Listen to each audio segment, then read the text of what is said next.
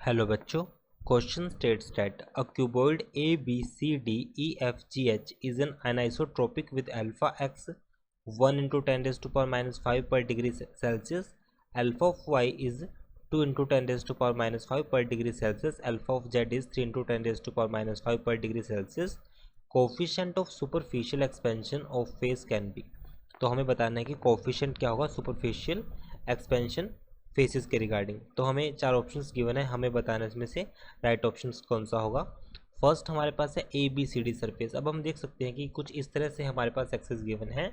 ये हमारे पास है X axis, this is Y and this is our Z axis. अगर मैं फर्स्ट फेज की बात करूँ, फर्स्ट फेज क्या है हमारे पास A B C D, it is like this A B C D. So ये जो सरफेस है हमारे पास वो पैरेलल है एक्स जेड प्लेन के। तो अब देख सकते हैं कि जो हमारे पास ऊपर वाला जो सरफेस बना है ये किसके लॉन्ग है, एक्स एक्सिस के लॉन्ग है, और ये वाला सरफेस किसके लॉन्ग है, जेड एक्सिस के।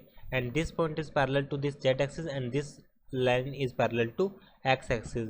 सो अगर की कंसेप्ट की बात करूँ क्वेश्चन के रिगार्डिंग, तो जैसा कि हम जानते हैं कि जो हमारे पास बीटा जो होगा, बीटा फॉर सरफेशियल एक्सपेंशन के लिए जो हमारे पास कोफिशिएंट है वो 2 टाइम ऑफ अल्फा होगा। बीटा किसके लिए होगा हमारे पास, सरफेस के लिए, this is coefficient for surface. और अल्फा हमें पता है, अल्फा हमारे पास होता है लीनियर के लिए। नाउ अगर मैं बात करूं कि जो हमारे पास beta for A B C D की जो वैल्यू होगी, first alpha along X plus alpha along Z, because first ये A B C D surface के लिए 2 टाइम्स ऑफ, एक तो हमारे पास एक्स के लॉन्ग है, एक हमारे पास जेड के लॉन्ग है, बाकी ये भी जेड के पैरेलल है और ये एक्स के पैरेलल है। तो यहाँ से वैल्यू आएगी हमारे पास this point and this point. Alpha of X कितना गिवन है 1 into 10 raised to power minus 5, और जेड के लिए गिवन है 3 into 10 raised to power minus 5। सो 3 + 1 4, तो वैल्यू आएगी हमारे पास 4 into 10 raised to power minus 5 पर डिग्री सेल्सियस। बट फर्स्ट में तो ए बी सी डी की वैल्यू हमें गिवन है, तो फर्स्ट ऑप्शन रॉन्ग हो गया। सेकेंड अब हम चेक करते हैं बी सी जी एच।